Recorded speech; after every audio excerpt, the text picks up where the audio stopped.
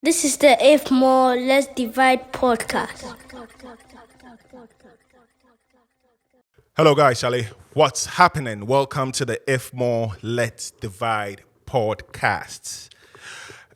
Back again with season 6. On and on we go. And as usual, let me stop my flow and introduce my co-host, Frederick. How are you doing? Chai, what's good, my G? It's a green day More money. today. It's going to be amazing for I took your word. yeah, amazing. Shouts to Shouts are amazing. Ray Parker, James Gardner. Yeah. Yeah, but before we start, shouts to our partners for season 6, Atunwa Digital. They are helping us put value on the podcast. Yes, sir. And Charlie, Appreciate to everybody you guys. there, Mark Mason and his guys, Charlie, we appreciate you so much. Yep. Fred, what or who do we have on the podcast today? Yeah, man. She's doing the Lord's work, isn't it? Yeah. She's doing the Lord's work. A lot of people suffering, going through what they're going through. She's created a niche for herself in terms of holistic health space. Yeah. And I think our guests are going to be very educated. And Yeah. cheerful I am about actually it. looking Yeah, forward to it because So it's a problem. It's a problem that I've had we are all ever having since. aging, man. Ever Aging. since. Is it aging though? Does it come with the age? Well, I'm not the doctor now, so when she gets here, she'll tell us. You run. Charlie, without further ado. If she wasn't here, I'll be running my mouth. I should say age days. Yeah. You know what I mean? This thing. Chai, guys, before we start, you have to follow the podcast, the IMLD podcast, If More Let's Divide podcast, everywhere on socials, TikTok, Instagram, Facebook, Twitter, YouTube. You guys should subscribe on our YouTube, page because this for this season, I think we should start monetizing. Yeah. Yeah, we have to speak to our guy about that. Yep. Yeah. Also manifest that. Yeah, Charlie, guys, without further ado, you might have seen her plush billboards in town.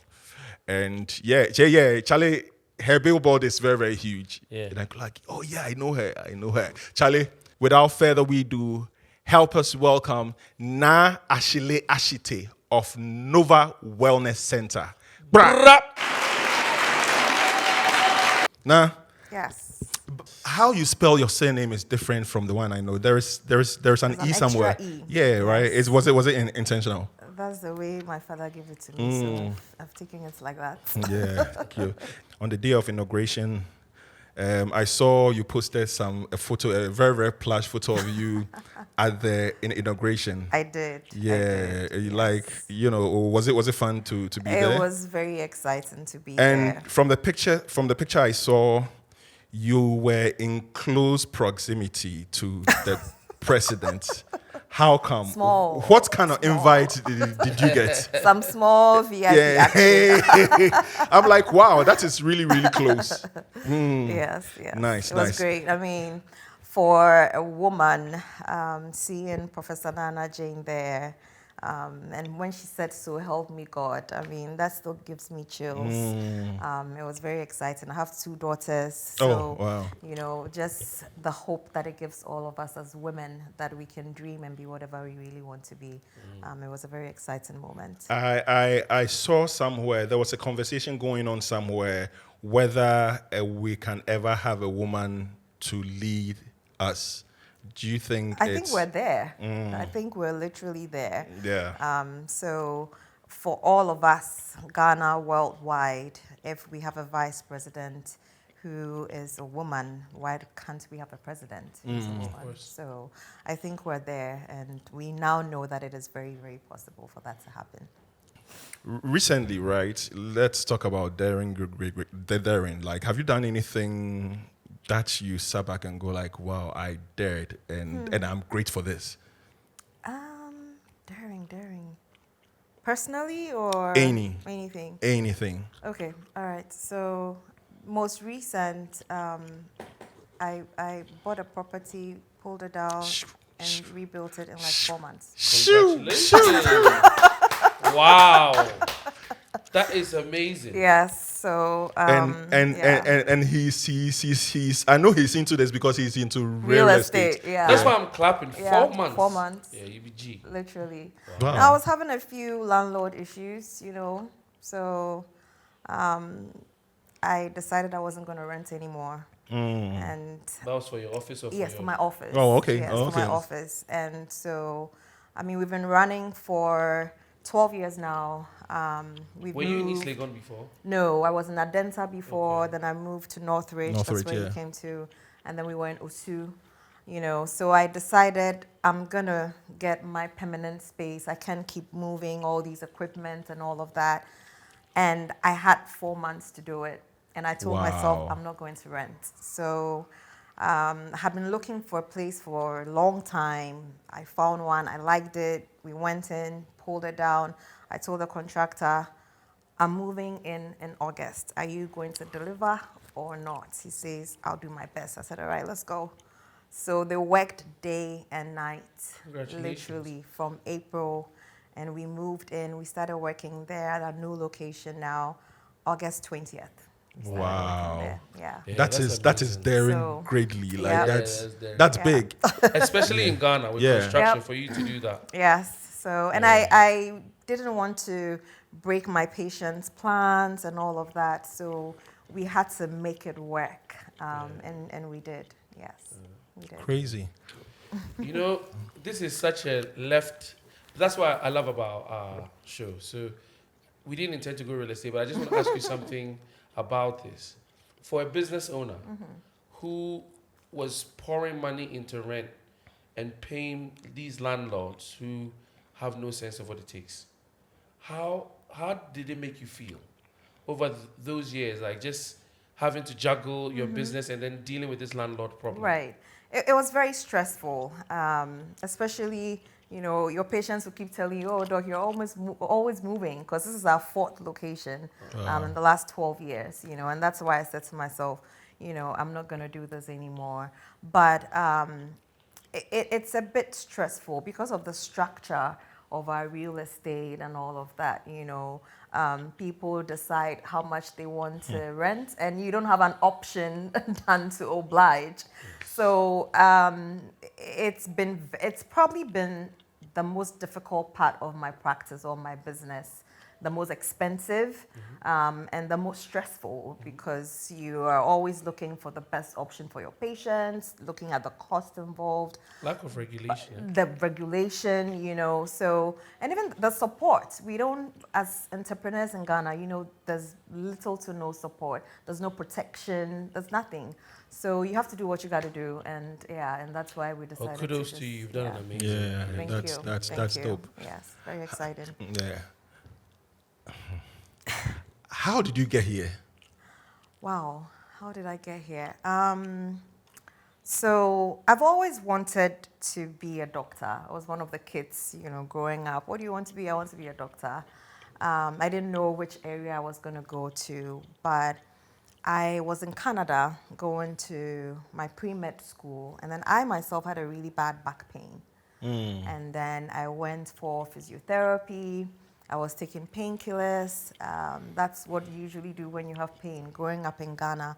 And all of that wasn't working. So one day the physiotherapist said to me, you should go and see a chiropractor. It's like, what is that? Because growing up in Ghana, I had never heard of a chiropractor. So she recommended one to me. I went and saw her. And so this was in about 2007, 2006, 2007. And the funny thing is, she worked on my neck. She did something, we call it adjustment. So she adjusted my neck with a very specific technique. And within a week, the back pain went away. So I started asking, what is this? There was no medication, there was no surgical procedure. It was all natural, but all I knew was I could sit in class again. So I started asking the chiropractor, what is this treatment, Because up until then, I knew I wanted to be a doctor, but the medical doctor thing wasn't Wasn't your thing? No, it wasn't my thing. So when I understood what the philosophy of the chiropractic treatment was, being that your body heals itself. Once you give it the right things, it can it has your body has the power to undo whatever is not working well in your body and make it right. So once I understood that, I thought, this is exactly what I've been looking for. So right after my pre-med, instead of going to medical school, I went straight to chiropractic college in the U.S. and graduated, worked for about 1.5 years in the U.S., and then I moved back to Ghana. And this will be my 14th year after chiropractic school, and here we are. 14th year. Yes. Wow. 14th year. So if you hadn't gone to see the doctor, what kind of doctor do you think you would have become? I would have probably become a pediatrician, I'm guessing. This off the bat, right? And it's something that I've heard people say over time. The spelling of chiropractor. Okay. Have you ever corrected anyone before? Oh, yes. People say chiro. And I don't blame them because English is funny. Yes, yes. If you are to say it, it will be chiro. Yes. And is anytime true. I hear someone say chiro, like I'm like, okay, Cheerios, like, you know, this person, like the spelling. And Fred, don't try to come in because you I'm dare. not saying anything. Yeah, don't say anything. The spelling is confusing. Yes, yes, I agree. So it's a Latin word. So that's why the CH is not said chi, because it's not an English So it's word. supposed to be chi. So Cairo is hand in Latin. Cairo. So it's not said CH. But if you are saying chip, CHIP, right. it's not chap or cap. It is Right. chip. Yes. And that's CHI. So she's speaking about the etymology. Yes. You see what I said? So that chip is English, I guess. Yeah. But yes, the CH in the Cairo is Latin. And so that's why we don't say chiro. Oh, so okay, we don't okay. say chiropractic. But a lot of people would do that. Yeah. Because of church and, every a lot of the Children. Yeah. It's logical to think that way. Yes. I think for me with English, the only thing I'll say is when you come across unfamiliar words, your best bet is to ask. There's no shame in asking. A lot of do you people say make the this? mistake to think that their self-worth or intellect is tied to whether they can pronounce a word. It's like anything else. You don't know. It's like, how do you say this again? And somebody will tell you. Yeah. Fair. And you had all your training in the West. Yes, that is correct. Well, up until high school. Yeah, so that means there are no schools here. Were there schools here then that would train someone to become a chiropractor? Unfortunately, the only two chiropractic colleges we have in Africa, as far as I'm concerned, are both in South Africa. So in Ghana, no, we don't train chiropractors. Still. Hey, Yeah. Still. She's the only certified one on the continent, I think. Accredited. Accredited for something we call spinal decompression. Yes. Oh, okay. Oh, wow. That's I a don't big know. deal. Yeah. I don't care what it is that she's the only one for. But once Africa is too big for it to be You're only the one. only one. Yes. So the Yeah. topmost spinal decompression, which is an equipment we use for back pain, yes, as far as I'm concerned, Is it- I'm the only is it- one is in it that- sub-Saharan Africa who's accredited. Is it that to do it. expensive? It is. So how did you fund this? I'm trying to catch it because you never schooled here in Ghana, Right. For what you do now, Yep. and you demolished a building and rebuilt it in 4 months, and you have this equipment that's Yes. just one in sub-Saharan Africa. So how are you doing this, or how did you do this?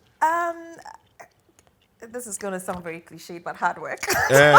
Really? You'd be surprised what it does. I think that for me, it's been my passion. Once I figured out this is what I wanted to do, I decided I was going to go all out. So first of all, I interned with probably the biggest chiropractic clinic in Pennsylvania. Oh, wow. So before I moved, Dr. Dane Donahue and his practice, I listened to him speak one time when I was a student, and I thought, when I grow up, I want to be just like him. Yeah. So I followed him. I interned in his clinic. And from then on, what I did was to never stop learning. Even when I moved to Ghana, I would go back, learn the biggest trends, visit the biggest doctors who were doing it, And so I always updated myself, especially since we don't have a college here in Ghana. I just made sure I was always up to date with what was happening in the trends in my industry. So if I find it and I do my research and I think it's going to work for my practice, I'm going to do it. So by far today, my practice is the most, I can confidently say, most technological, innovative practice here in Ghana, because we have the equipment, we have the different treatment protocols. So when you came to my clinic, I was probably only doing chiropractic. Yeah. But now we do the spinal decompression, we do regenerative medicine, we have a spa, So whatever I feel I need to have to be able to help another person, because one thing is not good for everybody. Yeah. I made sure that I went and learned how to do it, added to my practice. And so the results have been amazing. We've been able to help so many people. People come in with wheelchairs and then they get up and walk. We've been able to get some amazing results. And so we've used all those to reinvest back into the business. And that's how we're able to do all of these. That's crazy. That's Hi, dope. Naa Asheley. How are you? Wonderful. Yeah, I'm interested in how, we talk about how you got here, but I'm interested in how you mustered the bravery, come out of college, work a year, and say, I'm going to move to a place like Ghana and start a business. What drove that? So my biggest drive, the original plan was to stay in the US for about 5 years before moving. But in my last year of chiropractic college, I went to Vietnam for a mission trip. Wow. So, and it was like the rural parts of Vietnam, and we saw thousands of people in that period. And so that gave me the Ghana vibe. Like going because to a the village. raw Vietnam, Exactly. pure. So that gave me the vibe. It's like going to some rural town to go give treatment. And it was, at that point, I was like, no, I want to go back home, So the next Christmas, I came home and, this is me. I make some decisions and I'm like, that's it. I don't think about the what ifs, the buts, and all of that. So I came home one Christmas and then I said to my parents, okay, I'm coming back. And my dad especially is like, no, stay there. But I made it back. And and luckily all my plans and all the things I wanted to do have fallen in place. So here we are. Tell me about the luckily. That's the part that the young girls The luckily, need to know. yes. It hasn't been easy at all. It's been tough. When I started my practice, it wasn't like now, where not everybody, but a lot of people know what chiropractic is now. But when I started my practice in 2013, everybody knew of massage and physio. So when you say, I'll use my hands, it's like, what? Are you going to give me a massage? No, it's not a massage. But for me, it's been the conviction, knowing that this thing works, and having the passion. I tell people, look, my office was in Adenta, so Adenta Flats and the stairs. Yeah. We would climb up and down, put brochures under people's doors, office to office, churches. So I did it all just to get the word out there, let people know that, hey, if you have pain, there's another option. You don't always have to take pain medications to relieve your pain. So it was a lot of hard work, I'm not gonna lie, a lot of sacrifices that had to be made to get here. And for me, I also wanted to do something different. I didn't want to be the same old type of doctor. I've always wanted to be different. And so I felt like, let me go learn this thing, bring it back to Ghana, and help people. So at the time I moved to Ghana, there was no female Ghanaian chiropractor. There were some Americans who had been in the system for a while. So I came in, I could speak Ga, I could speak Chi. And so the patients come in, what's Mikachi? Who can't cry, So being able to speak the language and explain to them that, hey, your spine is a very powerful tool in your body, and I can work on your spine and I can make you feel better. That is what led to all the success in the end, I believe. Just being able to speak the people's language. Yes. Awesome. This was different. You said like it was different. Like when you came around, it was so different to us. What kind of parents do you have, and what were they saying along the way? Good question. So my father in the beginning, when I said, okay, I'm not going to go to medical school, I'm going to go to chiropractic school. You can imagine. No. What is that? So he wasn't up for it at all. But my mom managed to convince him. And so eventually he calmed down. Then I went to chiropractic school. And then when I finished and he was expecting me to stay, then I said, no, I'm coming back. Again, it was no. Stay there and work. But once I decided that was what I was going to do, it's like, and not even just my parents, some family members, a few close friends would say, oh, but this chiropractic thing is not popular in Ghana. If you go, who will come? Yeah. That type of objections. And I mean, I'm sure it was all out of love. But I also had a few people who said, yeah, I think it's a great idea. I'll support you. Like my cousin Marco, she's been super, super supportive of me from when I wanted to go to chiropractic school. So that push, helped me to come in. And even when I came home, I worked with the spinal clinic for a bit before I started my own. And even when I was starting, I was like, oh no, continue working under somebody for a while, get the experience. But I was ready to go, and then eventually I started. Right. That's dope. That's different. But I'm tempted to ask, like, how did you fund this from the start? Because you were just out of school, even though you worked for a year. I don't think it would be enough. No. Yeah, to like start, this thing here. So how did you fund it? So my very first clinic was probably maybe 2 times the space. It was like a 2-bedroom house. Okay. Very small. So what we call shoestring budget, very simple. So the few savings I had at that point is what I used to get. And it was in Adenta. So, at that point, Adenta, we could afford the rent then. And then, excuse me, we're building from there. And so it's always been like that. And then we've always built on top of what we had previously. So I always tell people, starting small, no matter what the goal is, the dream is, it doesn't all have to be boom at once. But having that goal in mind, 5 years down the line, 10 years down the line, where I am today, if you ask me 12 years ago, this is exactly where I wanted to be. And I've been able to slowly build up myself to get there. So started small and then moved on from there. Yeah. I want to go a bit piggybacking off of Mutomo's question, because I'm trying to extract that still. The parent aspect, what kind of parents are they? Are they entrepreneurs? Are they? So my father was a government official and businessman, I would say. My mom was a teacher and also ran a business on the side. So they were your average, Ghanaian family, nothing extra.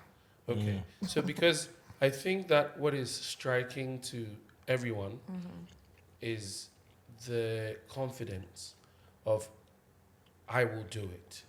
And we don't come from an environment and a culture that tells you you can. Yeah. Especially to build your own business straight out of school. And a woman, especially a woman. Yeah. That's a big thing.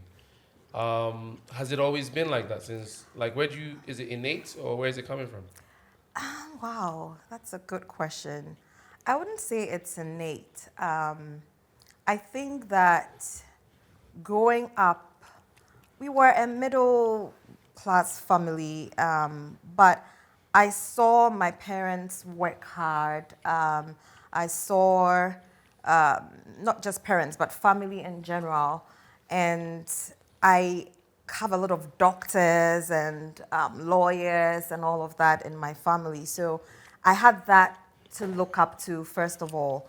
But I also knew that I didn't want to be them. You know, I knew that. I knew I wanted to do something different. Even though there were the objections, sometimes from some of the people closest to you, but I knew I wanted to do something big and different at the same time. My goal, even as I sit here, is to have at least a chiropractic clinic in every region of Ghana. That is my ultimate goal, and I'm working towards it. So almost 2 years ago, we started the Kumasi office as well. So yes, so it's just been, let's keep working hard to be able to hit our goals. And I set some of these goals when I was in school. You know, I keep telling people my two biggest things that have brought me to where I am today is goal setting and risk taking. And I think that's something we don't do. We don't like to take risk at all. But I put that in the back of my mind. You know, what's the worst thing that's going to happen? It's just not going to work. It's not going to kill me. And so I take the risk, I set the goals, and I just strive to hit the goals. So if you ask whether it's from the family setting, I don't think so. I think it's just that thing in me, myself, wanting to do something great, to do something different, which has led to all of this. Fred asked a very, very important question. And yeah, I can feel it too. I felt it the first time I met you, and I'm feeling it now. You are very confident.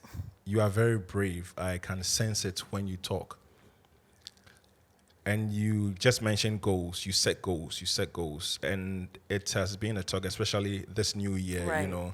Everybody's talking about goals. Goal setting, Everybody's talking about goals. And many people set goals or have resolutions, and 6 weeks in, That's it. yeah, that's it. I mean, if you have tips, how do you set goals and follow through? Because I saw when you started, and I'm seeing where you are now, and you are now talking about goals. So it looks like you actually set goals and you follow through. How do you set goals and then see them through? Yeah. So for me, I don't do this January resolution thing at all. My goal setting is my life. So it's every day, it's every month. So we have in my office, I'll just use the office setting, but I have personal goals, office goals, social goals. We call something the 7 areas of life that I strongly believe in. So I set goals for all those 7 areas in life. But we have our yearly goals, and then we break it into monthly goals, and then we break it into weekly goals, and then we break it into daily goals. So you realize that so long as you're hitting those small daily goals, by the end of the month, naturally, you've done your monthly goal. So that is what I have centered my entire life around.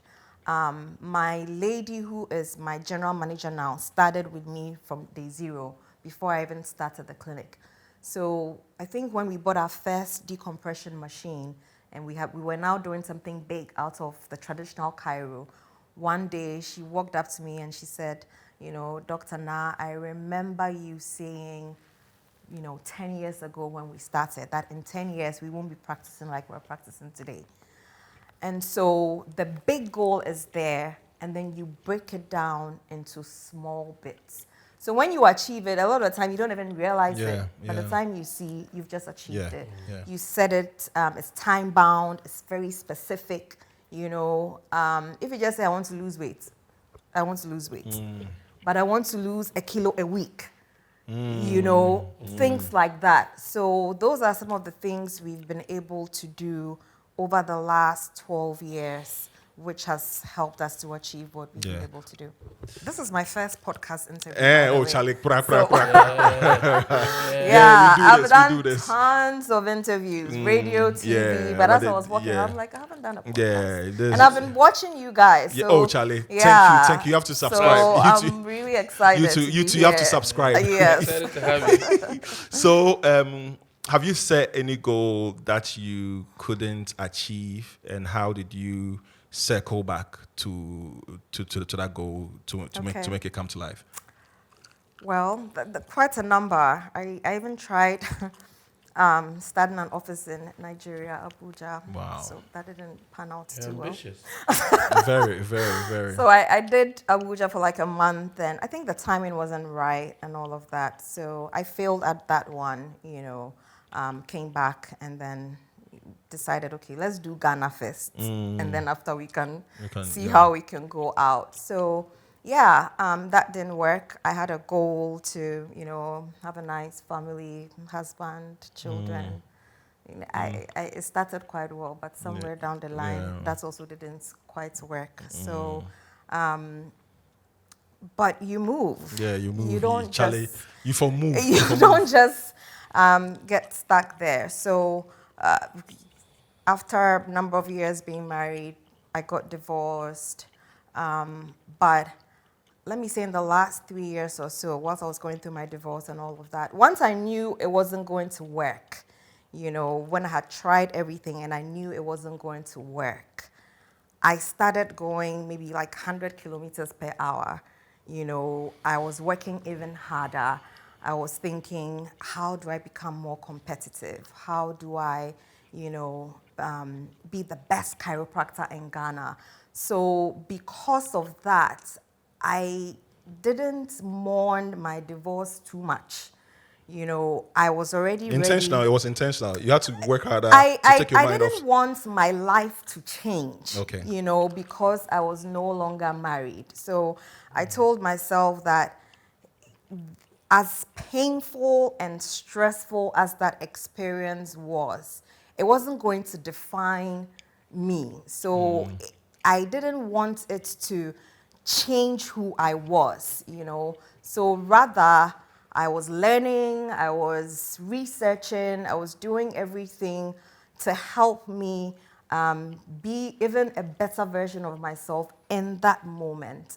And so people see me like, when did all of this happen? Because I never missed a day of work. I just worked through it all. And then I opened my second office right after. And I just kept going. I never stopped, So sometimes these failures, quote unquote, I don't know if I'll call it a failure, but it's a blessing in disguise. Yeah. Because if you don't go through some of those things, the rest is history, So, when you talk about failure, for me, That's actually it's actually taking my mind back, because what you said is really true, and that happened to me. Fred, have I told you a story about my ex when she broke up with me, took me up a hill, and was like, "Yo, we should stop," and I don't think this is going to happen. This is going to work. So after 5 years, like I was so into that, we should stop. That gave me some form of fuel that, you know what, I'm going to let this person see me tomorrow and go like, and that brought a change in my life. So, I mean, what you said is so right. Sometimes these things are blessings. Life is perspective. Yeah. Yeah, we are time bound, so I have to be very selective about what I ask you, because I don't want to waste a minute of our time here with you on the podcast. I'm looking for the source material. okay. Because we've talked about the parents. It doesn't seem like it was necessarily that. We talk about the family. It doesn't seem like. But I'm suspecting that we don't ask a lady her age, but I'm suspecting the age that you are. You seem very centered. People use that word a lot, but you come off as very grounded, very centered, clear-eyed about what the mission is. And I'll use myself as an example just to steer the question. Sometimes I read a lot. My mind comes from those places and those encounters. What is the source material for you, who you are?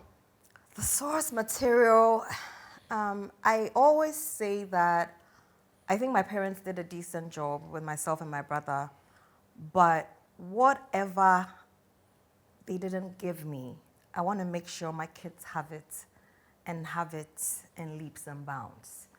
And I think for me, that is my driving force.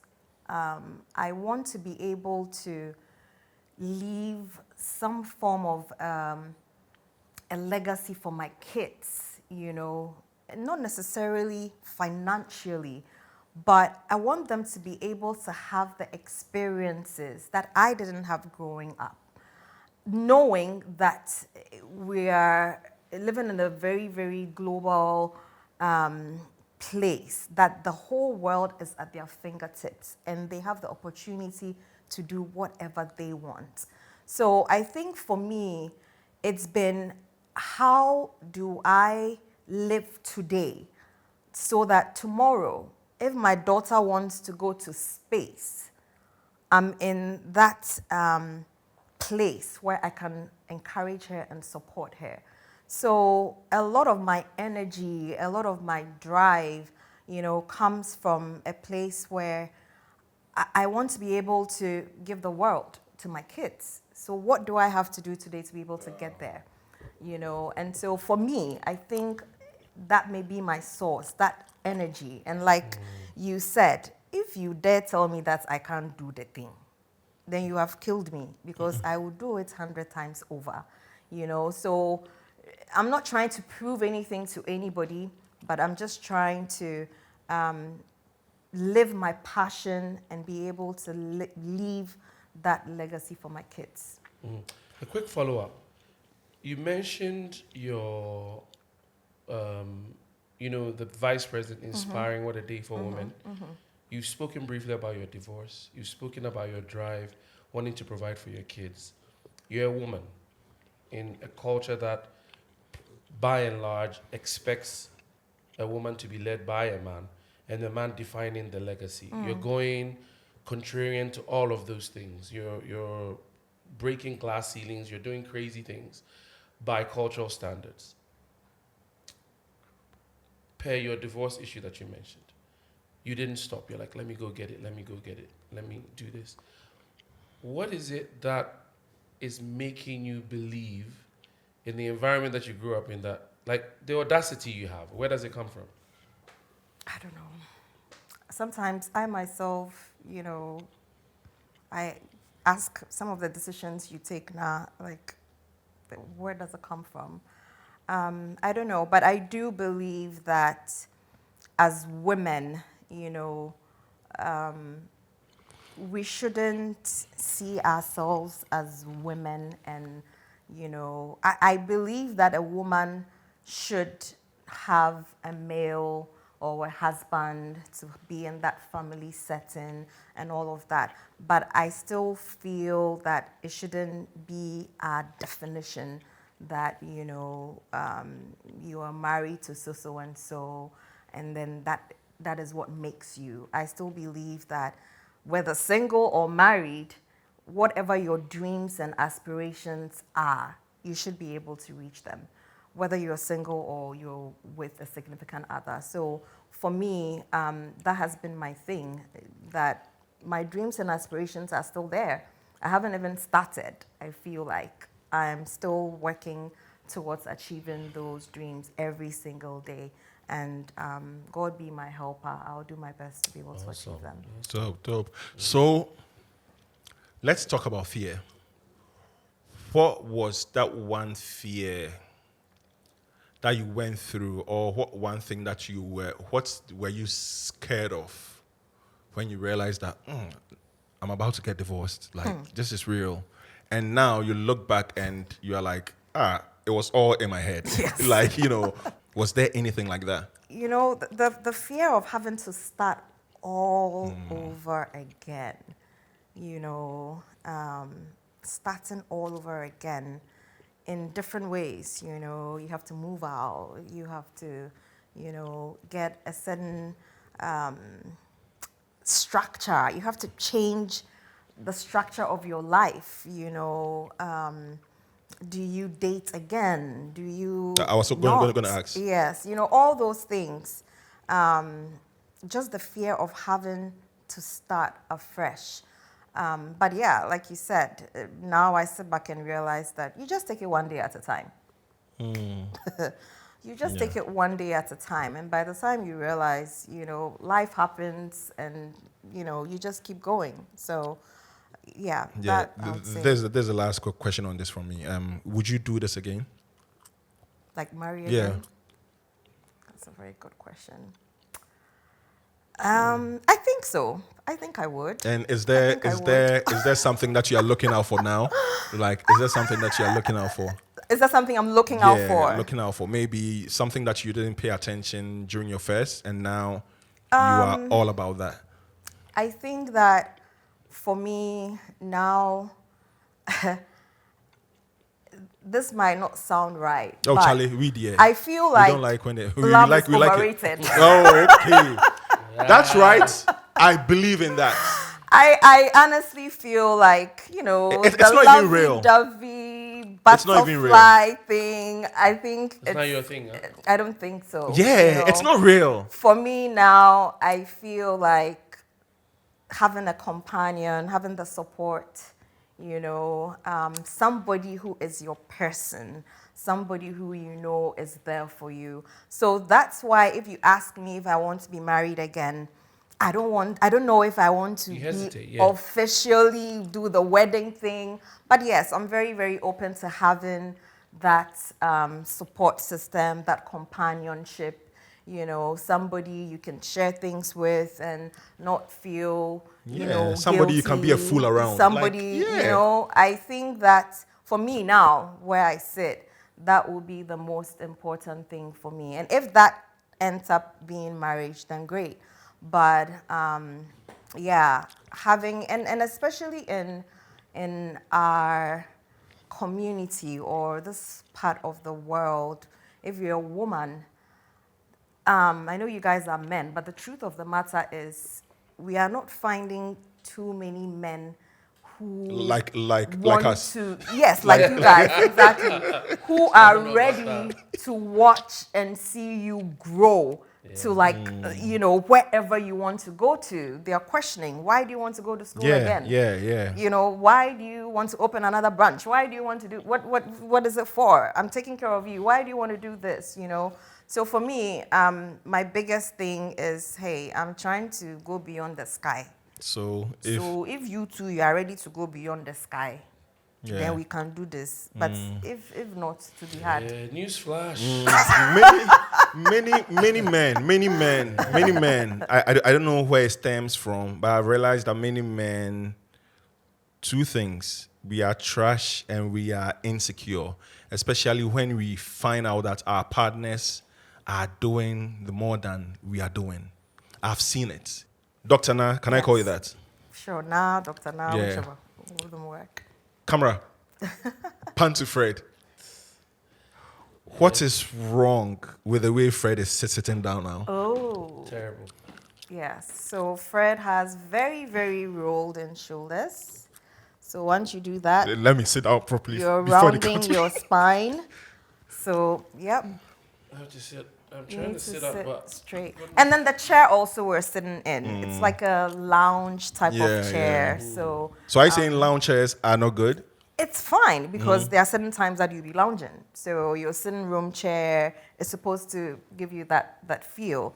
But depending on where you are, if you're at work, for instance, you can't be sitting like that at work every day. But unfortunately, our generation, we're all behind our computers and our phones, our tablets. You find everybody doing this all day long. Yeah. And that is why back pain and neck pain, sciatica, all these things have become so common in the last couple of years, simply because we are not doing those things well. Our forefathers didn't have to deal with computers and all of that. They didn't have back pain like this. But we do, and so I'm very sure it's our activities of daily living that are leading to that surge of what we call musculoskeletal disorders. Yes, Charlie. What's Charlie? Wow. Small signs. Wow. Okay. Yeah, small signs.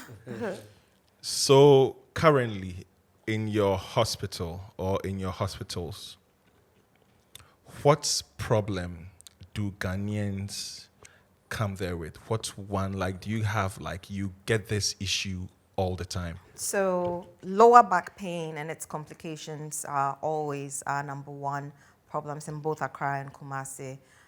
So lower back pain. Why? What we call sciatica, that's pain, lower back pain that radiates into your leg. Charlie. Long hours of sitting is one problem.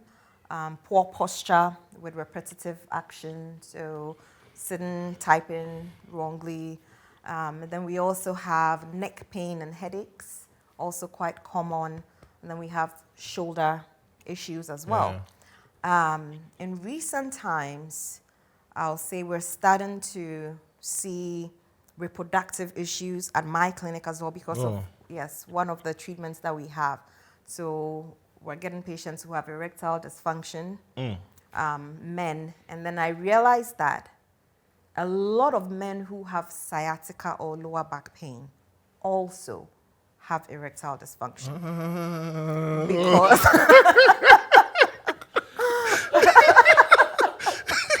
because it's the same nerves, you know, the nerve impingement you have, which is putting pressure so the on big your veins back. runs all the way. The nerves, the nerves run through from your brain, through the spine, and then it goes to all your organs. Meow. I was talking about the big vein. That's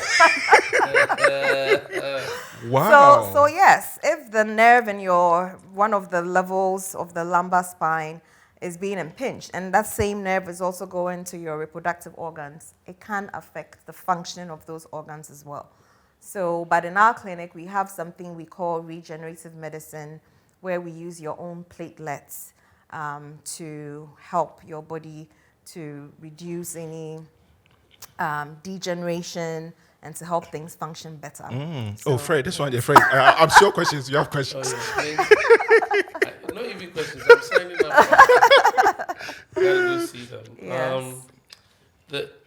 I think I'm experiencing sciatica. I've never been properly diagnosed or officially or anything. I've, seen the whatever, and then Doctors, it feels like neuros, okay. it feels like that. It comes on and off. Hey. Sometimes I associate the way you pointed, it feels like that. The way you pointed, it feels like that. No, my back. What haven't you told me? No. Normally, I think I associate it with when I gain weight. But it can become excruciating. Yeah. In the mornings, I would force myself to squat through it just to kind of try and relieve or decompress or something. But I didn't know what was causing it. So you have dedicated your practice to that. Yes, that's what we do. What do you recommend for men like myself in general? What are the steps to take? So first of all, you need to have it evaluated. I think you said you've been to doctors. No, I haven't. Oh, you haven't? Yeah, Okay. I haven't. So you need to have your spine fully evaluated. Okay. At my clinic, we have x-rays on our facility. So we'll take x-rays, start with that, see if we can diagnose. If not, sometimes we have to send you to do an MRI, but all of that will come through the evaluation process. So once we see the scans, then we know that this is where the nerve is being impinged at, or this is where your spinal bones have gone out of place at. And then based on that, we can decide on the treatment plan. The treatment plan could include chiropractic adjustments, where I use my hands to work on the spine, or these days we do a lot more of the spinal decompression, where we have a machine, and the machine literally very gently opens up the spine to remove nerve pressure. Wow, And then, sounds fun. Yes, Yeah. and that is pure technology. And that's what I was talking about, the DRX 9000, with me being... It sounds like some artist name. Yeah. DRX 9000, Yo. yes. West Side. So we do the decompression for both the neck and the lower back. And then we also do the regenerative medicine I was talking about with the platelets. So depending on what we find from the evaluation, then we customize a plan for you that would help. But most importantly, no drugs involved, no surgical procedures involved. We believe that once we're able to put your spine in the perfect shape and form, your body will naturally heal. Wow. Yes. So you were the first person to adjust me, like, ever in my life. And after that experience, I sat in my car in front of your clinic for 10 minutes. And I'm not exaggerating. I'm like, this feels different. Because for a long time, my brain was hazy. Right. And when I say hazy, it feels like any single time that I'm thinking about something or I'm working, there is fog. And once you adjusted me, everything became clear. Right.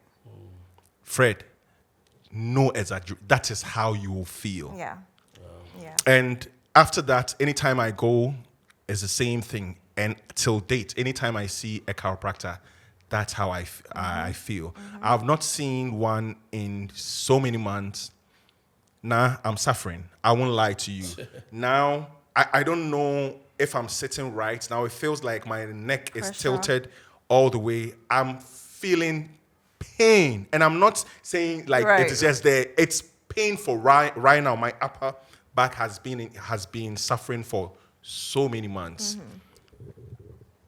I don't know where this stems from, but I used to play basketball a whole lot. I am always sitting down. Long hours. Long hours doing my stuff. And I don't know if I'm forever going to see you, a chiropractor. Can it stop at a point, and how will it stop? So you're tall.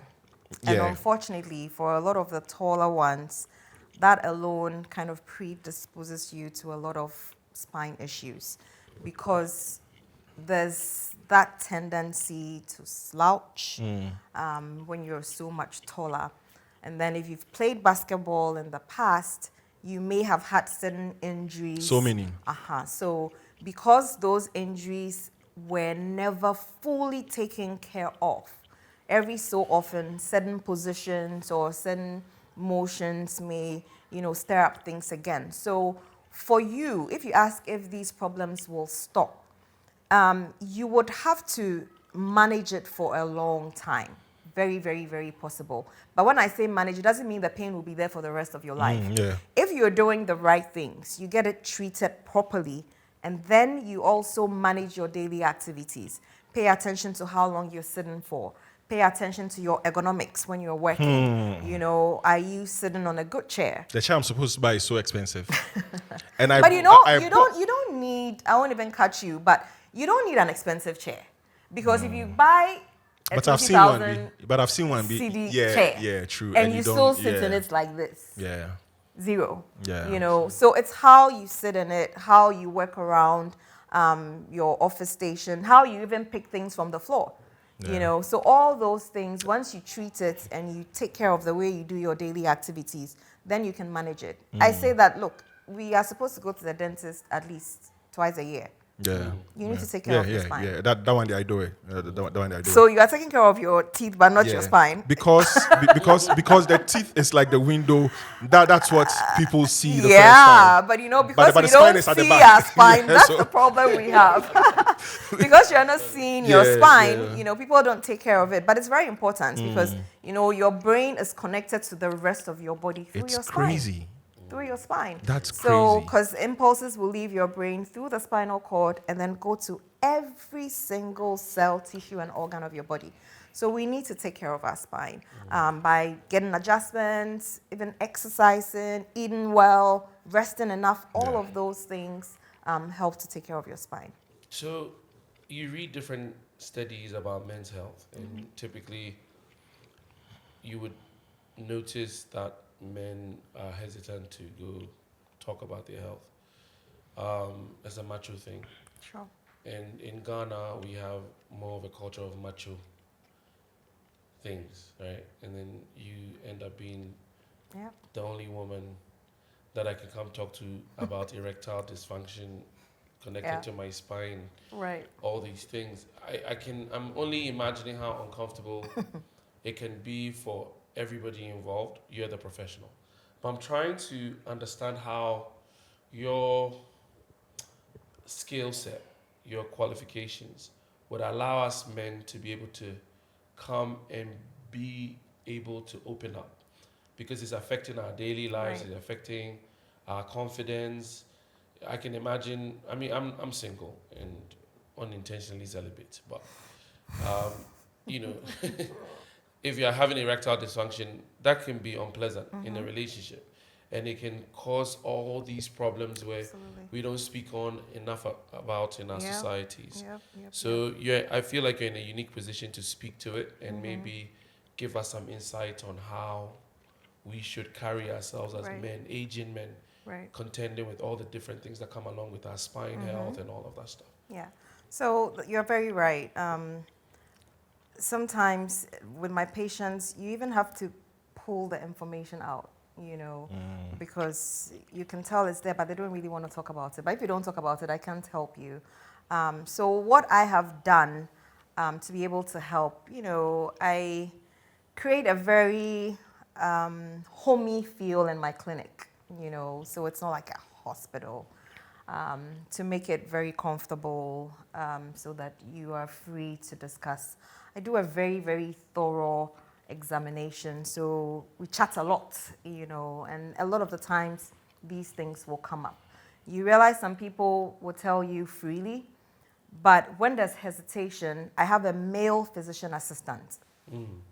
So we have a certain system where if I see you are not too comfortable, I'll let the male physician assistant come in and take over. Even sometimes on phone, when they call and they are making inquiries and we realize that this is what they want to make inquiries about, a lot of the times we'll just schedule a phone consultation with a male physician assistant so that they can have that discussion, because it's very important. Once you're aging and you have high blood pressure, for instance, high stress levels, and you're not taking care of yourself, a lot of the times these things will start to pop up. And with our culture, we want to wait till the dying minute. Yeah. It's very, very common. People will wait and wait till they wake up one morning and they can't lift their leg, then they come in. But the sad thing is, I keep saying, if when you started having the symptoms, you had it checked, it wouldn't have gotten to that level where now your things are not working well. Then now you want to seek help. So it's very, very important that we don't wait. You know your body, you know yourself. Yeah. When things are not working well, don't just say, oh, it's because I'm growing, I'm aging. Yeah. It could be, but it could also be you need to change your medication. It could also be that you need to watch your diet. It could also be that you need to add a bit more activity. Yeah. So men shouldn't do the macho thing. All of us should be having a thorough check at least once a year.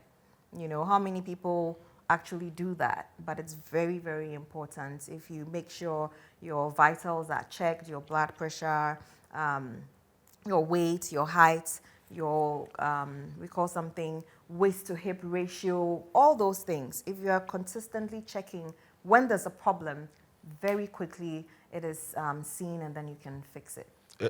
Do you just adjust the spine, or are there other things that you can adjust? We adjust. You're not serious. You gotta keep it fun, man. We adjust the spine. We adjust joints as well. Yeah. Shoulder, knee, elbow, and then for the men, we do specifically the regenerative medicine with the PRP, and we're able to put the platelets in the male reproductive organ to help it to work better. So I don't adjust the male reproductive. Let me just put that out there. That was Before just somebody calls to say, I'm coming to adjust. yes, no, I don't do adjustments for that one. So Fred, it's crazy, right? There was a time that I went to my chiropractor back in the day, and I lay down, and my right leg was shorter than my left leg. And after the adjustment, like I saw it in real time. It evened out. Crazy, right? So I feel that from the way we speak, even how we get out of bed every morning, there should be a plan to it. But Doc, recently, everybody is on their phones, and I've read articles. They call something the Text neck? Yeah, text neck. Everybody is slouching. Everybody is slouching. If you look back into time, how man has evolved, there's always this chat where they say we evolved from apes, and you would look, and they had a hunchback. Right. And then all the way up to... Do you think we are getting to a time where we'll go back? We are de-evolving. Yeah. Do you think so? And is the text neck a thing? Oh yeah, the text neck is a huge thing. Text neck, yeah. It's either tech neck or text Yeah, neck. yeah. Same I thing. know tech neck. Yes, it's a big thing, and it's so big, especially with our children. That's the part that really bothers me, because some 1-year-olds have their own phone. Yeah. You know, so they start using these gadgets at that very early age. So by the time they are our age, the problems that we are getting now, they will start Yeah, getting them, yeah. you know. So it's very, very important that as much as possible, we need to take these gadgets from the kids, or we need to regulate how they use it. Otherwise, you know, they are on the phones, they are on the tablets. We can't run away from it, because that's the world we live in now. It's all industrialized, it's so digital, but still there has to be certain boundaries to help our kids read physical books as opposed to reading books on the tablet. But yes, text neck is a thing. When you've done it for so long, working like this for so long, you start having neck pain, numbness in your hands, fingertips, headaches. All of that comes together as text neck. And it's something that is preventable. You don't even need a doctor to treat that problem for you. Simple things like holding up your phone, like that, It feels weird and strange. because you're not used to it. Someone will say you are taking them a photo. You are Because sneaking your a body picture. is not used to it. You know, it's a habit. After you've tried and tried and tried, you realize that you can develop the habits of doing that. It looks like you are looking up to God. Yes. In heaven. You can use what we call laptop elevators yeah. for those who use computers a lot. So there are things you can do to reduce the risk of having tech or text neck. Was it? Fred, can I go? What was the difference between chiro, and I don't know the noun? Is it a noun for that? Chiro and massage. So chiropractic. Yeah, chiropractic and Yes, massage. chiropractic, we are focused on making sure that your spine is in its perfect or optimal position. Yeah. And we do that by manually working on the individual spinal vertebrae to reduce nerve pressure. That's the core of chiropractic. Massage therapy is more of your muscles. Okay, so using, again, your hands to work on the muscles of the body, the arms, the back, generally, to make sure that there's no muscle tension. So yes, they're very separate. They can work together. Yeah. They complement each other very well, but they are totally separate. Yeah, because before I came to you, for a long time, someone was coming to the house to massage me, deep tissue, and sometimes he would touch some bones, you know. But I came to you and it was so different. Yes. Like, I thought he was actually working on the bones, but it So wasn't. a massage therapist is not The, supposed to work on your spine itself, but yeah. Someone also told me, Fred, sorry. No, go ahead. Someone also told me that if you have issues with your liver and all that, you're not supposed to get a massage or see a chiropractor, or you have to do that. I've never heard that Never before. heard that. Oh, wow. Then, Yeah, there are kinds of information out there. I think that I like to trust the professionals. yeah. But health has been a central thing for me for at least this last 7 years. I'm still trying to find my way. I find a way, I stick to it.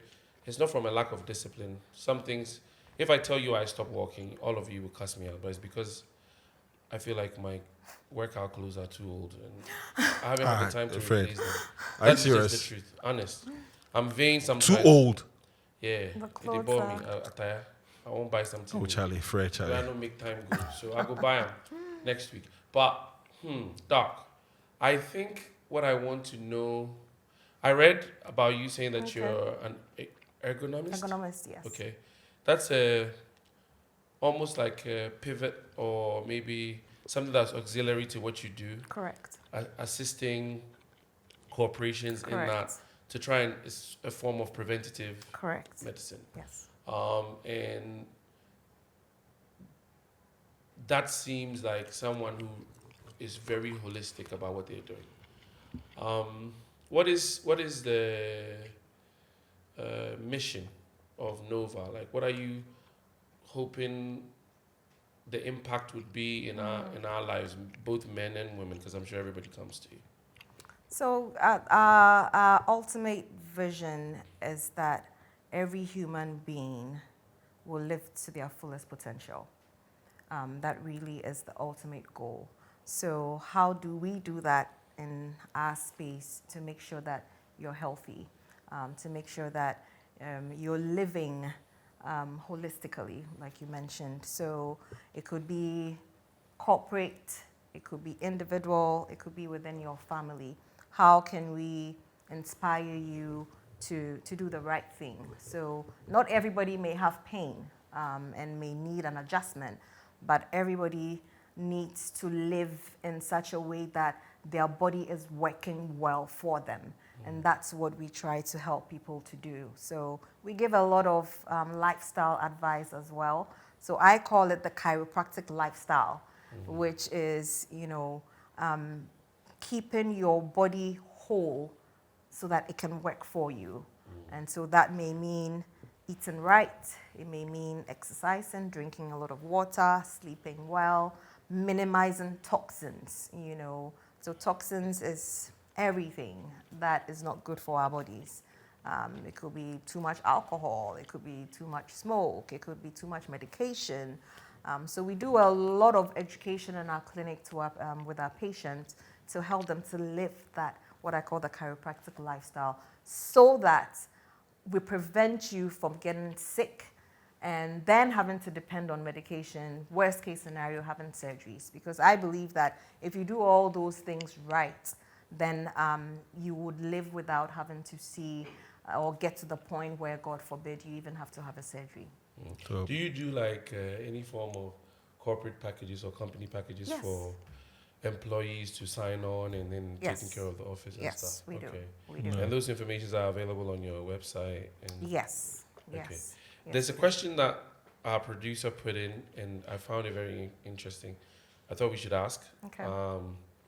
But in your practice as a woman, what are some of the interesting things that you have encountered from the male gender, like when we come in? Because you seem very affable, very lighthearted. Some people might even take you to be flirtatious. They think you're giving them the signal. What has it been like being a woman doctor to many men? It's not a joke. You get hit on every day. It's not a joke. Yes, and majority of my patients are men, actually, too. So everybody wants to take you for lunch. It happens every now and then.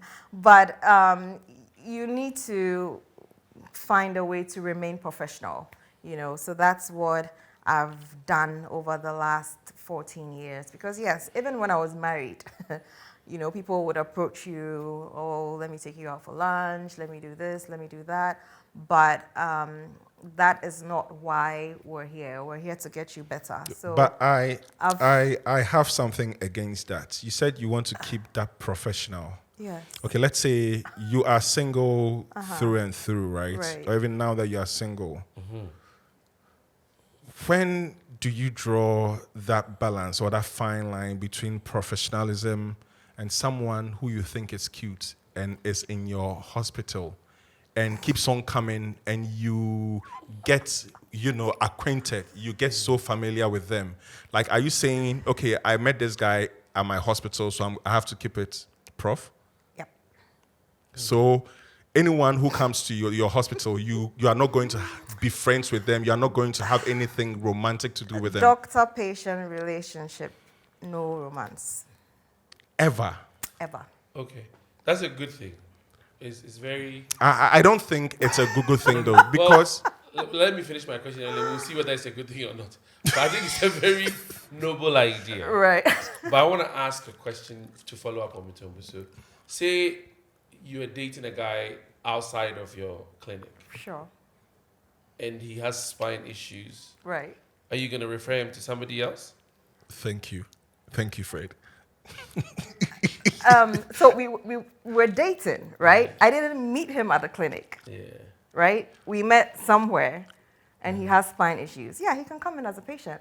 Okay. But that's fine because we started dating before, but I won't have somebody come in as a patient, then it goes from doctor to Z. patient. So whoever wants to date you should have a drink with you before they come to the clinic. You have to find me out of the clinic. Wow. That is. No. You are giving me problem now, Fred. I feel you have to change that, because especially, I don't know your status now. I don't know if you're looking, if you don't want to look, if you don't care. But my grandmom had this saying. It's a local saying where that like, you don't know where would wajin quite be free about. Maybe whoever has been sent is there in your In your midst. Yeah. The only reason why I love everything that you're Yeah. saying, but the only reason why I would push back on that is Ghana made them more. Everybody there, your chiropractic, bed top, they talk say he's the one. Yeah. I mean, so you have to find that balance. Okay. But Yeah. I agree with Mutombo. Yeah. I wouldn't let, if it's truly a real thing and a beautiful thing, You would know. don't let the Yeah. circumstances stop it, because I think you deserve to. There's this question that I've always wanted to ask someone in your field. Hunchback. Does it stem from like something related to the spine? Like, is it a spinal Hunchback thing? is a spinal disorder. I thought it was muscle. It was. No. So instead, I should have brought a spine. But, your spine, when you look at it from the front, is supposed to be straight. Yeah. When you look at it from the side, you should see some curves. Yeah. Now, for some people, sometimes they are born that way. That instead of the spine being straight at the top, they come out and naturally, that's just how they were born. Okay. Some people also develop it over time. Okay. So, it's simply your spinal bones being curved as opposed to being straight. Okay. So, it's a spine issue. Dope. One last one. Sure. I think it's And also my last one. I'm now curious as to, we've spoken about the impact of the spine on men's health and all of that. But I know women have very complicated biological settings. And how does that impact women as well, the spine health and what you do? So, yes, and especially with women, childbirth and all those things can really throw off your spine. And so, similarly, we would have a thorough evaluation and then check. I always say that if you are a woman, I would highly recommend you having your spine checked even before you get pregnant. Because sometimes there are things like scoliosis. That's when the spine is crooked. You may never even know you have scoliosis until you have an x-ray. And a lot of people grow up not having x-rays done, so you don't even know what's happening. But sometimes certain conditions like scoliosis, when you're pregnant, can give you complications because the baby lies around the spine pretty much. So if the spine is crooked, you can have complications because of that. So it's very, very important. But the thing with women is that we are more in tune with our bodies, and we pay more attention. So most of the time, women will go and get checked when there's a problem and have it solved. So if we catch it early, a lot of the times, all you need is an adjustment. What are the ratios like in terms of your patient population? As in more men, more women? More men. Okay. More men. Like in percentages, how would you put it? I would say probably 60% men, 40% women. Okay. Yes, more men. It's always been like that. And for here, I think it's not only because more men want to come in. There's, the financial constraint. If she can't afford it and the husband is not able to afford it for her to, then she might just not come. So we see that as well. But yes, here, I would say when I work outside, it may have been 50-50. But here, we definitely see more men than women. Dope. So, oh wow, I lost my train. Okay, what do you do for fun? What do I do for fun? Because you are so intense. I'm now here thinking do you? I take time off a lot. By doing what would you do? I like to travel, so I travel quite a bit. Where last did you go? So in Ghana, my last trip was to Safari Valley. So expensive as hell. Yes. Did you go alone? Wow. You won't choke you that. No, I didn't go alone. Yeah. My very last question. All right. What is your father saying now? Because I asked you earlier what he said when you were going to, chiropractic school, chiropractic school, right? Right. Mm-hmm. So what is he saying now? He's very proud of me. Better be. Yeah. Better be. Yeah. So Ashietey. Asheley Asheley. Ashietey. Yes. You're my fellow Ghan. Please tell us where you're from. I was curious in the I'm beginning. from Teshi. Okay. Yes. My dad is from Teshi. My mom is from Adam. Cool. Pure. All right. Pure. So pure Gadangbe. Pure goddamn. Charlie. They're doing us proud. Yeah. Thank you. It's I been mean, great. Charlie, you guys, you have heard. Charlie, the back is a very, very important, or the spine is so important, like our eyes, or even more important, like I would say, like our hearing, very, our very sight. important. Yeah, Charlie. So for me, I won't lie, I'm suffering. So come and let's yeah. sort You can lose Yes, your sight, but you can't lose your spine. yeah. Yes, Yep. true. Yep. True. Yeah. That's dope. That's a bar. Yeah, Facts, yeah. Charlie, we thank you. We thank you for rocking with us, throughout this episode with Dr. Naa Asheley Ashietey. Yeah, thoroughly enjoyed it. And Charlie, I think whether you think you have a back issue or not, you should get it checked. Just because, like, you go to the dentist, it's very, very, very important because, like she said, you might not know what's going on at your back because you can't see your back. You can just feel, your back. You can't see. So, Charlie, everybody should get, checked, and Nova is doing dope at that. I have been there, like I said, my first visit, I sat in the car for like 10 minutes because life became clearer once again, and I'm going to go back. Fred. I just want to say thank you. I think people like yourselves are amazing in the space that we're in. I think Ghana is evolving and changing. A new generation of people coming with completely fresh ideas and not allowing the system to hold them down and tell them no. And to just keep punching, because a lot of us are depending on your bravery to follow you through and do our own thing. So we appreciate you. God bless you. Yeah. Thank you. And If- wish I you the really best. enjoyed this Yeah, interview. It was great. and Thanks. also if there is something that I've taken from this, it's by setting goals Yep. and Yeah, following yeah, through. yeah. Like that was really on point. Yeah. That was really on Setting point. goals. Yeah. Maybe we should do another one on just setting Yeah, goals. yeah. I We think would love to talk to you again. I feel Yeah. like yeah, there's so yeah. many ways we can So Yeah. many, Yeah. so many, Charlie. Yeah. We thank you Thank for you. coming through the podcast. We thank you for rocking with us. You guys should subscribe. Episode 6 on our YouTube. Follow us Season everywhere. 6. Season 6. Season 6. The guest has even corrected me, Chai. That's a fan.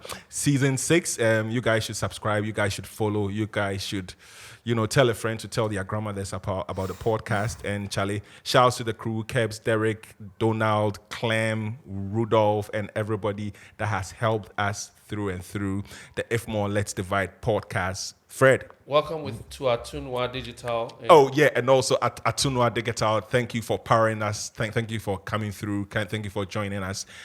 Fred, Yes, sir. we are through. Very nice. It's a very fun interview. Yes, it was.